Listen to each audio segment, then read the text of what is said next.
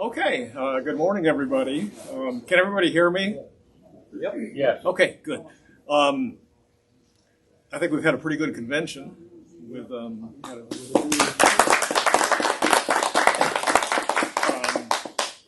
some glitches that we'll try to fix next year, but it's been 3 years since we've done it, and I think it went pretty well. We had a record attendance. I don't know the number exactly, but probably 125. And the best attendance in the past has been like 115. So, and the exciting thing is the number of new people. We had at least 25 people who have never been to the convention. Emphasize young. And young, a lot of young people. Yeah, right, which is very helpful. So anyway, this is our annual meeting, and it should be fairly straightforward. We don't have any contentious issues that I'm aware of, unless somebody raises one. And the first thing on the agenda is the approval of the minutes from the last meeting. And you should have gotten that, those of you who are members should have gotten that in the package that we sent out. So does anybody have any comments on them? Or if not, can we have a motion to... Second? All in favor? Aye. Okay, done through that. Okay, the next thing is the election of board members. As you know, because of the hiatus and having conventions and so forth, we sort of dropped the ball in terms of re-electing members and so forth. We got pretty sloppy about it. So we thought the best thing to do was to see which of the incumbents wanted to continue on the board. There were 10, we had one slot to fill, and there were 10. As it turns out, everybody wanted to continue. So we decided to put everybody on a ballot, the 10 existing people plus the 2 people who are nominated for the board, and then just take the 11 highest numbers, and they would be the board. And again, we sent a ballot out to all of you who are members. Didn't get terribly high responses, but that's typical in something like this. We have about 165 members, and we got about 25 responses. And the results were that all of the incumbents were reelected. I'll go through their names in a second. And Dan Jones was also elected. So Dan is our new board member. We welcome another young member, and if he's as good as the 2 new board members that we added recently, Matt and Blake, it'll be a real boon to the organization. One of the things we have to do is figure out how to keep this organization going well. I really want to reduce the amount of work I'm doing. In fact, I told everybody this is the last convention I was going to do. Probably not the case, because that's not the way things work. but I would sure like that. And so my goal is to have a board that is functioning and active and can take over most of the responsibilities for running the museum. And so having 3 younger members join the board now, and I hope will be very active members, I hope to reach that goal. So our directors, a number of them are here today. Dave Abramson, Dave Arland, he's not here because he got COVID at the NAB. Jeff Bourne is here. Chuck Conrad is here. Bob Dobush is here. Matt DeSaro is here. Blake Hinkle is here. Dan Jones is here. Yep, sitting over there. I'm here. And James O'Neill couldn't make it, I guess because he's ill also. And Dave Sika, our intrepid videographer, is... James just had a family obligation. What's that? James had an unexpected family obligation. Oh, I had heard he was sick. Nope. Okay. All right. So anyway, so that's our new board. We look forward to everybody working hard. The other thing we need to do is elect our officers, and the only three volunteers we have are me for president and treasurer and Dave for secretary. So we'd all like to continue, and if you approve, we will. So if there's I motion to nominate Steve for president. and treasurer. Treasurer. All those in favor? Aye. Opposed? All right, you're president. Okay, now how about Dave? We got to elect Dave too. I motion for Dave Sicka to be the secretary. Okay, all in favor? Aye. Okay. All right, let me give you a little report about what's happened in the last year. We're doing very well financially. Between our memberships and donations, I think we're up to over 170 members right now. You shouldn't say that in public. I shouldn't say that in public. Well, but see, there's two sides to it. People are worried about our viability, so they want to hear we're doing well. On the other hand, when you say it, they say, "Oh, I don't have to give any money." But we can always use more. I think the raffle went very well for the museum in terms of. It did. The raffle, we raised almost $12,000 for the raffle. It was sort of scary for a while because it was stuck at about $5,000 as of 2 weeks ago, and then all of a sudden, and it wasn't last year. It built up in a more linear fashion. This year, it all came at the end, which is great because we've got that's a major fundraising thing. The TRK 120 was donated to us. We had the transportation cost to get it from California to here, but other than that, no cost. So it was all income to the museum. Was the winner chosen to take the set? I don't know yet. I haven't notified them. That would be a bit of a financial blow if not. But on the other hand, then we've got it for next year. Oh, fair enough. Yeah. So I'd almost prefer that if they don't. If they don't take the set, we'll probably keep it for next year. Would be my I think that as much as I think that a pre-war set is about as close as you're going to get to the ultimate, fundraising raffle item. I know they're super hard to find, which is of course why everyone wants one. But if the opportunity comes up again, that is definitely something to try to repeat because at least among my friend circles, I'm sure Blake as well. There's been a lot of talk about this. Right. Yeah. Oh yeah. Right. A ton. Right.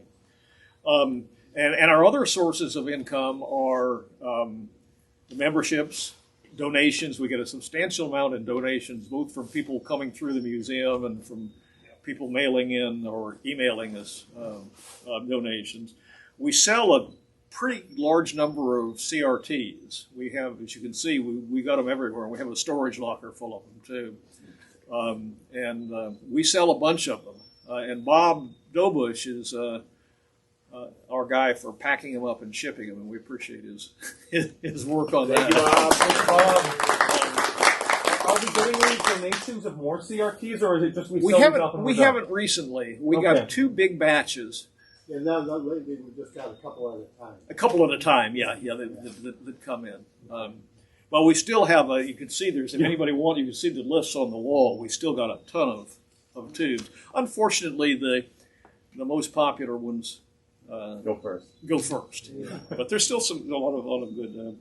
And we get some money from advertising. It's not a great deal. I think last year we got $1,300 from ads on our website, and the convention generally brings in a few $1,000s. We break even on the actual convention, the food and everything else. We essentially break even from what we take in, but we do make some money we sell some items that we have that are surplus, and then we get a commission on the auction sales, and we get some donations at the convention. So a few $1,000s come in from the convention. Between all that, we're doing well. In fact, our income has been exceeding our expenses for the last 2 years. Last year, our expenses were about $33,900, and our income was about $41,000. So we had about a $7,000. Just real quick on the topic of income. Has there been an effort, or is this something maybe I should look into for museum merchandise? Because I like T-shirts and maybe coffee mugs, and those things can be pure profit because they really cheap to make. We sell T-shirts and hats and mugs. Okay. Not actively. I mean, Larry sells a few at the front desk, and they're on the website. That's what I was going to ask. They're on the website. They're not very prominently. They're not prominently displayed. So I think there's some real opportunity there to sell some more stuff. Free advertising and free advertising. Exactly right. Right. So we have, as of the first of the year, we had about $14,000 in the bank, and that's higher now. We haven't bought anything for the museum, and we really haven't had any big expenses. It's just been plugging along. Okay, we have occasional repair to the air conditioning system, and then we have our normal. But other than that, we have had no unexpected expenses. So the money's building up. Now, that doesn't mean that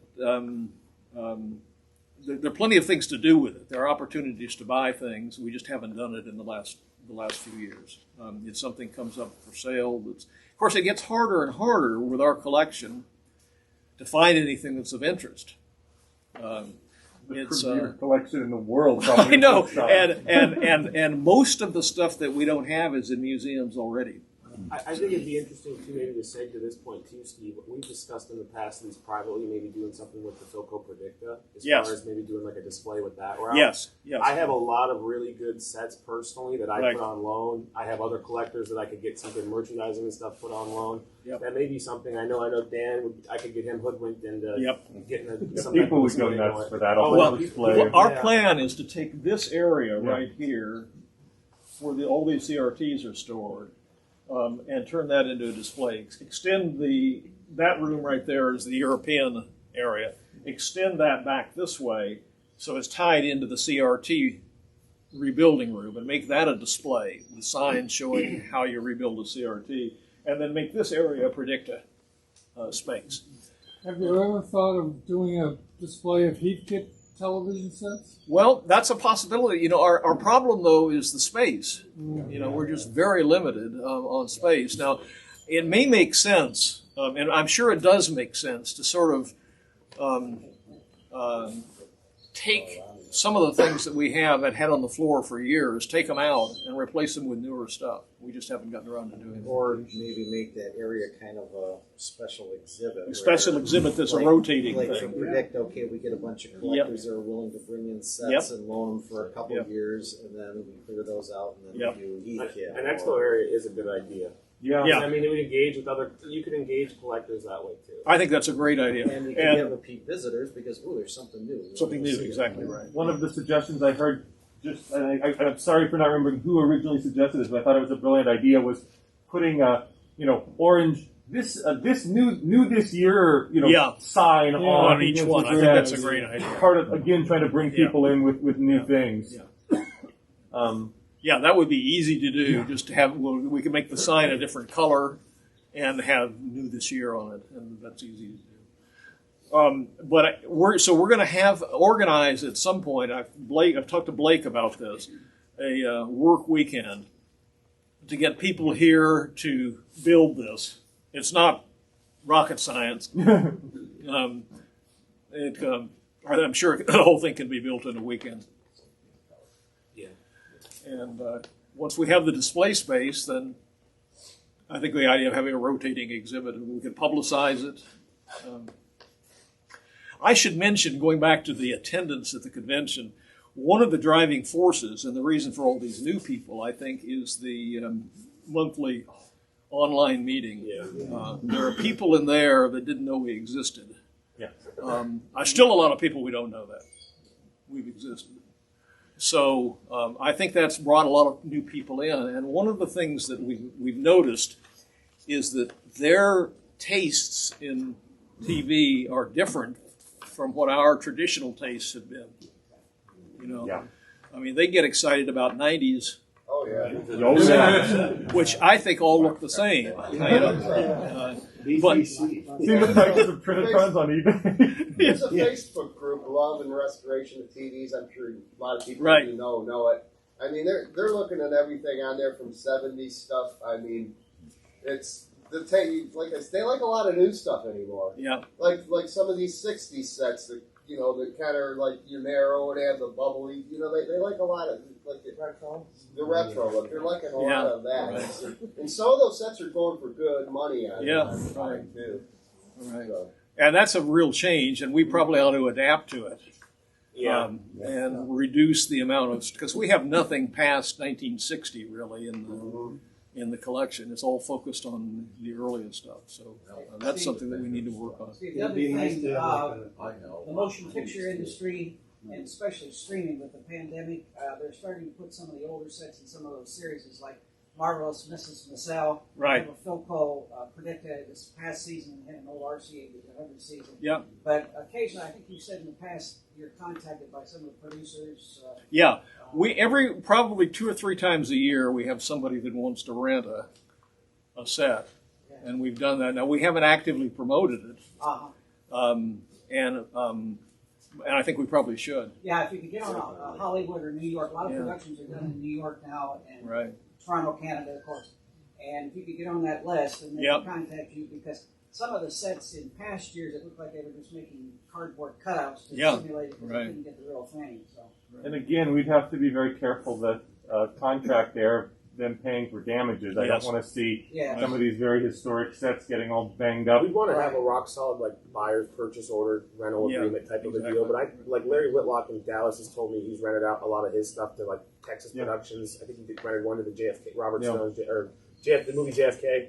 And he was saying that what you do is you build in the cost of the insurance into the price, and they pay that immediately. So they pay that. When they pay the rental, you almost want the rental to be for the amount that the set's worth. So even if it comes back, and then with that, you still have a damage clause, and they're like, hey, if this thing comes back in any way damaged, you're paying X amount value, which set it at $10,000, $15,000, $20,000 if it's a super rare set. Basically, if they come back with a big scratch on the side, they should pay to refinish that. In theory, they would pay when that happens, and if it was wrote properly, they would pay you for the full value of the set, even if it was a light damage. And then, we could get something refinished for under what the value of the set's worth. Steve, we just did that at the museum. Most of the time. Did you? Yeah, we were contacted by Apple Studios. Right. And they were doing a Martin Scorsese film, and they needed equipment. It was all broadcast equipment. Right. So we did real well on that. I'd like to add to something like that. I had a friend who was loaning Victrolas, restored Victrolas, and I agree with everything that you're saying, but he had a propensity where the theater group would never return the product in its entirety, so a lot of stuff was lost.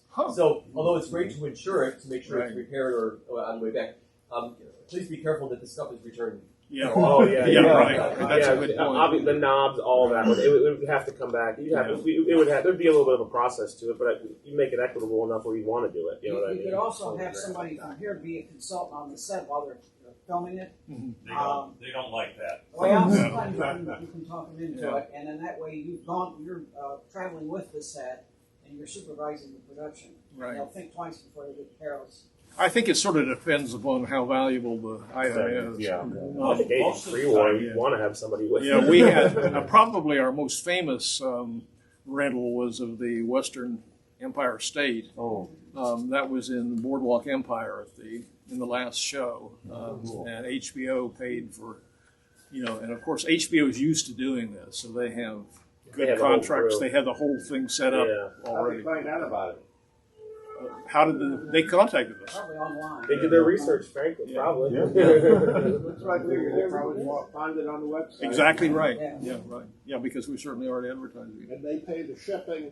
Oh, they paid everything plus a fee. And insurance. The only thing we had to do was crate it up. Yeah. And what we built into the cost, it covered the cost for material, even though plywood and that kind of stuff is going through the roof. Right. Most read their contract rather carefully, though. Don't need a working set. Yeah, right. Remove. Yeah.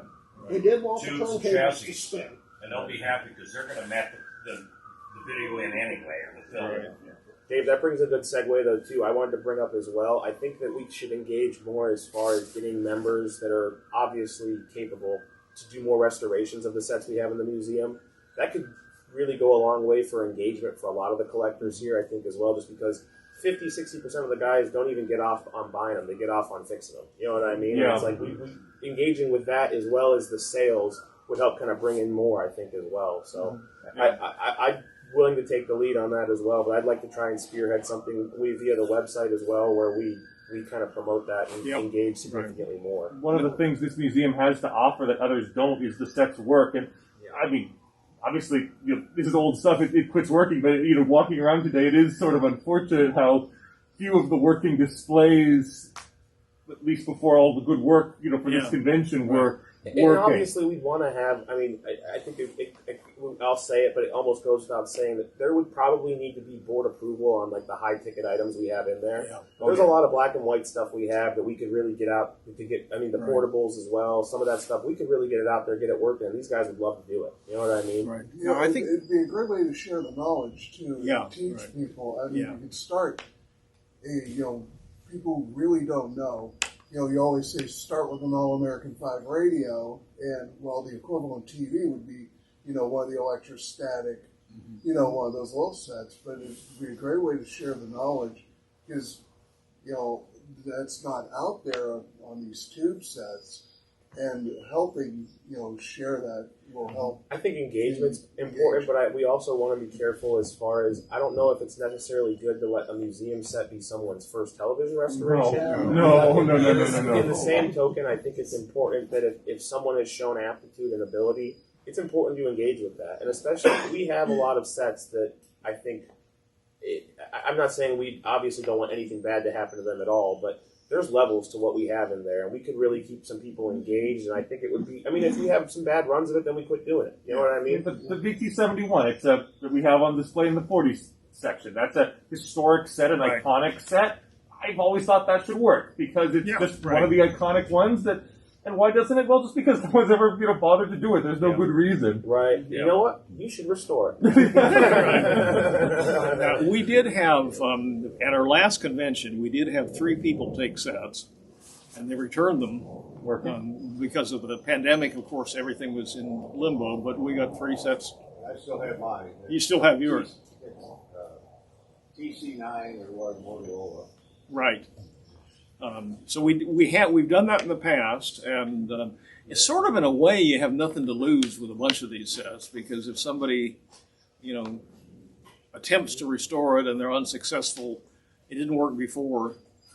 So it still doesn't work. I tend to agree with him on that. I think that's very true. I don't think we're talking about the early color. I don't think we're talking about one-of-a-kind prototypes. And that's why I say board approval. It's like somebody that clearly has the aptitude and wants the challenge, but just can't afford to buy an early color or something like that. There's a clear active member, has the aptitude, shows the track record. We could all even vote on it, but I think it would go a long way to show that we are active with the community. You know what I mean? Which would be good. Right. Because that all trickles through, especially with the online meetings. That just proves that. Frankly, I think we still had 20% of the attendance that was supposed to be here didn't show up because of last minute things. I think we could have maybe had over 150 if we didn't. If this wasn't the world today. Yeah.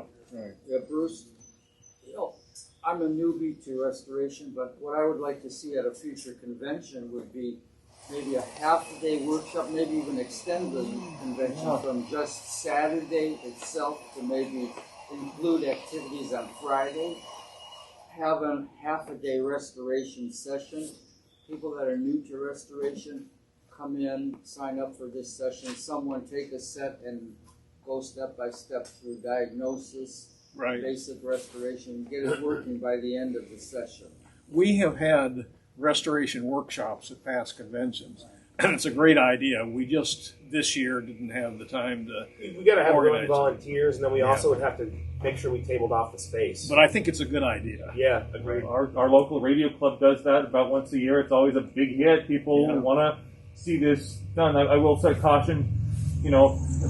Probably want to do a bunch of the recapping ahead of time on the set, so that it's not hours and hours of replacing resistors. This is not like a radio. Yeah. There's YouTube videos, yes, but sometimes the personal touch is better. Oh, that's right. That's a great idea. Right. Well, let's move on. I think these are great ideas.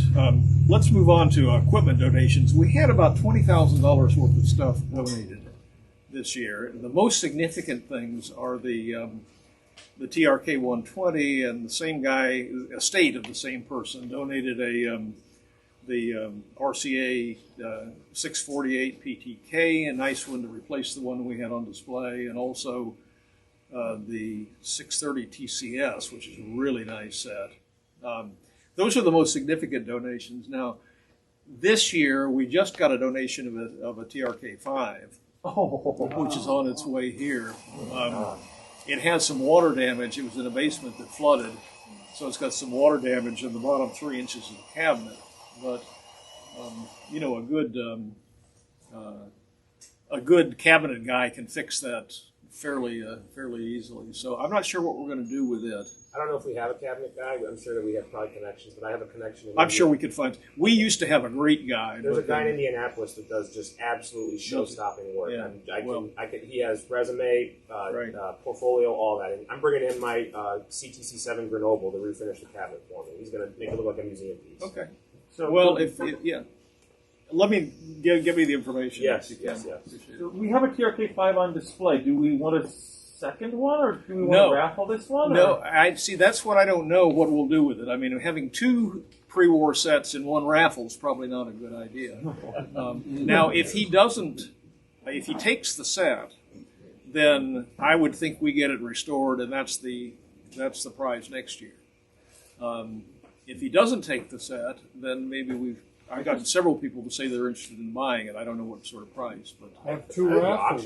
I would personally, I would just store it for a year and keep it. I mean, honestly, the way I see it, we raised $12,000. Do you really think we're going to get a hammer price of $12,000 at the auction? I mean, maybe in principle it's worth that much. I don't think so. But I don't think so. Yeah, that's true. So I would say the value of it as a raffle item, plus the intangible value there of frankly lighting up the whole community over this raffle is way more valuable than the value of the set. You're right, Matt. And maybe not even restored, just as it is. Either way. You may get more in the restoration. If you restore it and get the wood fixed on it, you might be able to set a $15,000 or $20,000 limit on it for that kind of money being spent on it, especially with that kind of a set. I mean, it's one of the absolute holy grails. I mean, if it ends up nicer than the one in the museum, take your pick. But yeah, it feels to me that's the one we did. The one we did this year was phenomenal. Don't get me wrong, and I bought tons of tickets. But that one would be easier to transport as well too. It would be. I think it would go for more, frankly. Yeah. I've also floated the idea of. I mean, there's a lot of TVs that you could. The early color roundies, some of the Philco Predicta, those would raffle really, really, really well if they were. We're not limited to 1 sweepstakes a year. We could do 2 of them. Or we could have multiple prizes if we had some lesser items. We've done that. We did that one year. I'm not sure it helped. Yeah, but I wonder. I mean, maybe not this season, but next time, and as far as like a fall swap meet, help generate some buzz for the fall swap meet. Have the drawing there. You know what I mean? Yeah, because I'm gonna. Full disclosure, I discussed with Steve. I'd like to spearhead a fall swap meet here. Right. Make it or can't make it, no problem. But I only live 3 hours, so I love doing it. You guys are lucky. Yeah, right. You need to move. Blood's thicker than water. That's the only problem. I know. Right. Yeah. I should be talking because I spend all my time in Colorado. How about a raffle for a picture tube rebuild? Well, we don't have anybody rebuilding tubes. Oh, I thought you were supposed to bring it to it. No. That we're not. That's a good point. There is a report that Nick Williams just wrote that's on the website, and you can see where he is on his progress on rebuilding tubes. He's making progress, but it's slow. He still plans on doing it. But it's been a long time, and we'll see what happens. But there's a progress report if you want to see where we are or where he is. Once again, talk is cheap, but I've been in this community for 15 years or something now, and I have it remains a long-term plan and dream of mine to also attempt CRT rebuilding. I just need property, which is horrendously expensive out west to set up a shop to do it. Right. So, who knows? I remain committed to that. I have been for a long time. So I'm just saying there are other people with serious interest in doing this. Matt, you should come up and put around in there for a week or something. I think you have the technical ability. You aren't going to burn the place down. Oh, I'm not going to burn the place down. See how something that used to be commonplace 30 years ago, 40 years ago, nobody knows how to do it. Right. Well, the problem is people do know how to do it. We know how to do it. And a lot of people, several people do. The problem is the organization to turn it into a business where you're actually able to produce them. And that's where we stumbled. We just, nobody took control of it and said, I'll do it. And that's what we needed. Yeah.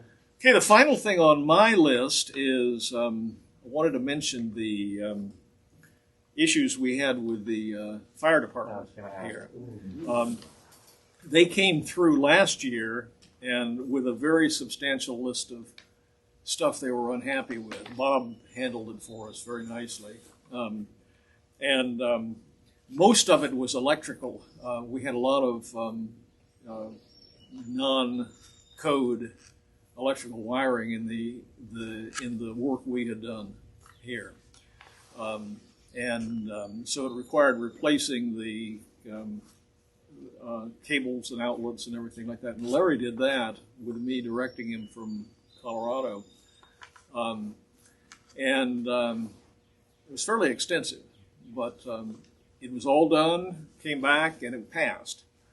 And then we had a second inspection, just this year's inspection, that Bob again handled, and he found very little. It's just the fire extinguishers, basically. Right, mainly, yes. Yeah. And So then making sure we didn't re-block or re-double lock doors, things like that. right. And it was much better. So we passed. We're through that hurdle now. I don't think we're going to have an issue in the future with it. When you say the wiring here, do you mean in the CRT room? Or? No, I mean a lot of the wiring was done with the armored cable when we did the addition. Yeah. Some of it wasn't. Some of the stuff we added on later, and it was visible. Oh. So, especially along this wall on the CRT, room. So we replaced everything with armored cable that wasn't. So that's what. And we did it. I was worried that they were going to demand that we have an electrician do it. Larry did it. Well, we also had the panel had to be built out. We had to move the panel because they had a Too close to the requirement wall. for its location. That's why the slight variation in the 7-inch TV Yeah. room. I was now wondering. have that build out, which wasn't there before. Right. Yeah. So, fortunately, it didn't cost much. It was just materials and labor. Larry did it during his regular business hours. One last, if I may, suggestion. We have this. We're talking about having the CRT rebuilding room as a museum of CRT rebuilding, which frankly I think is independent of whether it can be used. Ideally, it can be. That's a fascinating history in and of itself. But in that same theme, I long thought it would be very cool to have I'm not talking a large display, but sort of one wall shelf with some of the television repair test equipment, because there's some really cool stuff out there. Things like the B&K with a little flying spot scanner, or whatnot. Sort of this is what the TV people of the 50s used. A workbench, a typical workbench of a TV repair. And again, I would feel to me it would sort of go with the CRT stuff. This is the industry that serviced the equipment. I don't know what others would feel about that. I know space is very limited, but it just sort of feels like another gap in our I think people would be interested in that. I mean, I think that would. Yeah. I think, frankly, there might even be some room in the CRT display room to make it conjunct both. Yeah. You know what I mean? I think it could happen. Yeah. If you're not actually rebuilding CRTs in there, you don't need quite as much elbow room. No. Yeah. You can have it be display area. Right. One half. That's a good idea. The other half. People love big boxes with needles on them. I mean, yeah, right. Yeah, we at our museum in New Jersey, we have a fairly decent sized shop that's used to keep the radios in the museum working, but it's also open as a display area, and it's a pretty popular display area. Yeah. No, that's another possibility is that right behind there, if we cleaned that up and moved a lot of the junk out of it, that could also be probably make the most sense. Yeah. Set up some more vintage equipment in there, and hey, this is a TV repair shop. Yep, it'll be easy to do. You service shop. Picture of the test equipment and put it with the various years, you know, like this was used to repair these sets. Yep. That way you would have the physical space. Sure. Right. In the interim. Or Steve, you know, this is the 21st century. We have very static informational displays. Read on a piece of paper. How about a video screen in every room explaining what's going on here or how television works? Right. Or how We have the audio. Right, too. the audio we have, but people like video. And it could be video. There's no reason why. And this is a television. Yeah. Yeah. There's no reason why we couldn't put a little, put a modern set in each room and have a video running instead. Yeah, that's a good idea. That'd be easy to do. Someone would have to edit that video, but I suspect there are people in this room who could figure out how to do that. You know, imagine. The computer museum out in New Jersey at InfoAge has they put iPads at all of the in all of the displays now. They put a lot of information on the iPad, which can be video, but could also be data. Right, interactive. To let people kind of walk themselves through the exhibits. Yeah, something we've done in Texas at our museum is we went to Best Buy and bought a whole bunch of 32-inch flat panel TVs for I got them for about $100 at the time. Right. Up to about 150 now, but it's still not bad. Put them in rolling stands that you can get from Amazon for about $60, and all of a sudden you have video signage. Stick just a memory stick in the thing and load whatever you want to, and it'll play them. I think that's true because modern TVs will just take a USB stick, so you don't need special Exactly. software You or don't need anything. You need very little. Right. And, I mean, I can't have a sign made as cheap as one of these. If we need one that says restrooms this way, we got one. That's a great idea. It's a really good idea. It's under $200, and if I went to a sign store, they'd charge me more than $200. I'd have to put it on an easel that I had to go buy or something. And I can wheel this thing around, and we can change it whenever we need to. So we could. I think the only thing that might be difficult for me to deal with is the video editing. I'm not. I could do the audio editing for these things. I can do the video. But okay, it's not that hard, and you can also just put JPEG slides in the thing. Just have it. It'll You got a point. do a slideshow. A slideshow. And people seem to like that. And when you're tired of that, we can put a different one in. Great idea. Is there any chance we could get a demonstration of the mechanical TV next convention? Well, we can do that this convention if you guys want to see it. It was working last evening. I'm not sure. Or not the mechanical. You're right. I apologize. Yeah, we can. As soon as we adjourn here, I can go in and fire up the. I'd love to see that. That's always such a treat. Yeah. One last thing, since you're talking about test equipment, I almost forgot to mention the public is mesmerized by green lines on oscilloscopes. Oh, yeah. So I noticed that's one thing we don't have here, which I think would be a big There's an super oscilloscope thing, with yeah. something on it. Yeah. Right. I think Barry would donate 20 or 30 of them. He's got a bunch of them. Yeah. We've got waveform monitors on everything, and everybody sits there and stares at Yeah. And then you show them a vector scope, and they go, wow. Look at that. Right. Now, that was much fun since the 60s.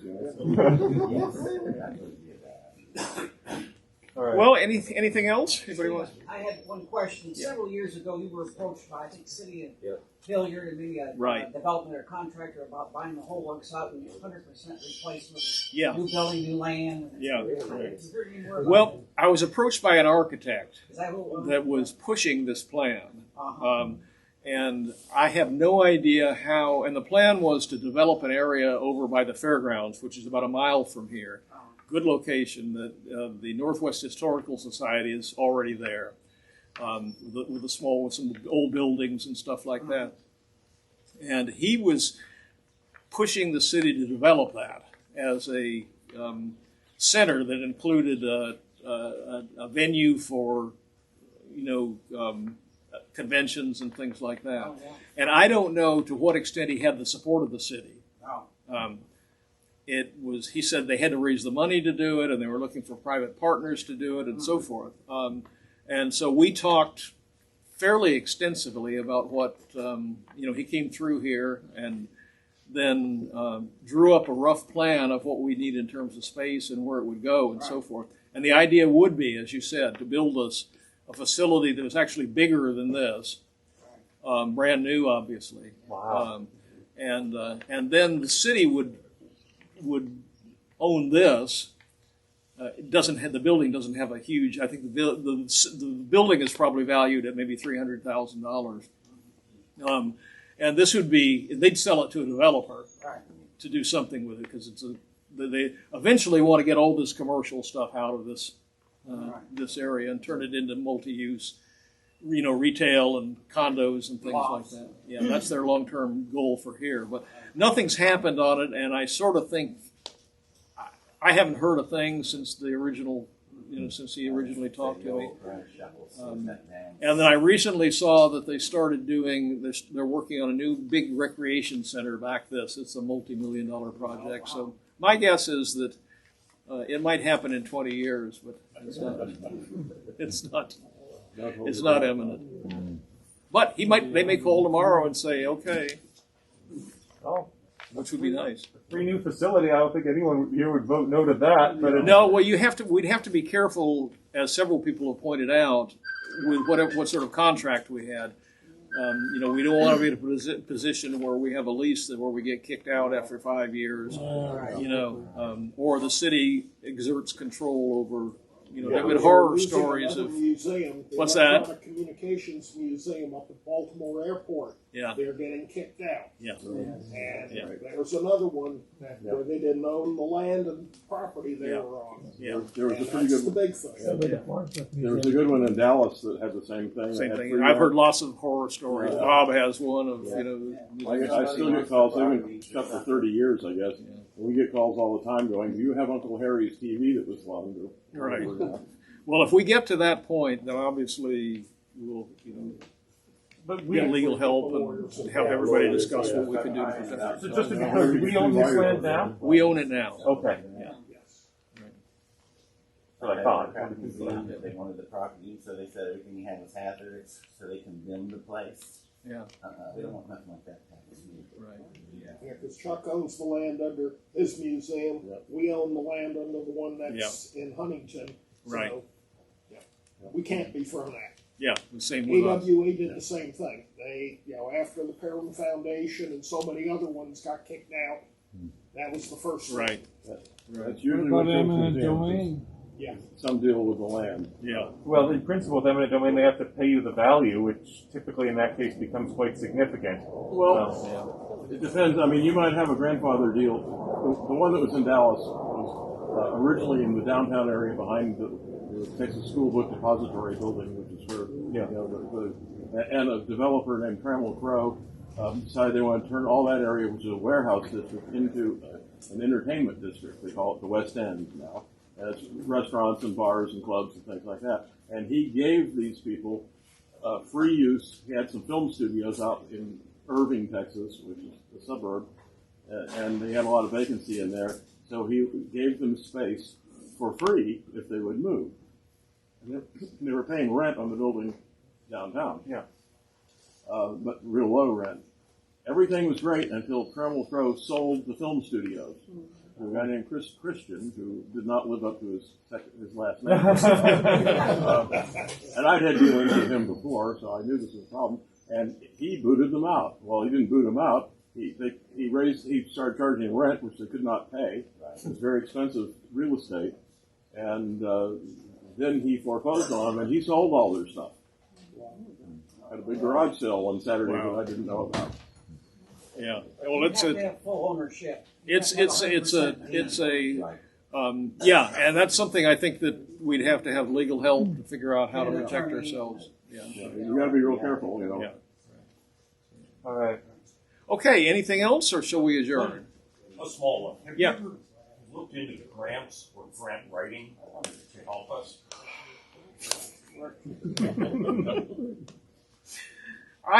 At various times I've thought about it. The problem is that there are not generally grants available for something like this. The arts people want to fund art museums, historical societies want to fund, they want to fund general, the history of Northwest Columbus, that sort of thing.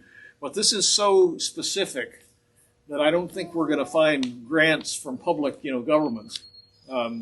I think we might in the old days we could find a TV manufacturer maybe, but there are, none of them left.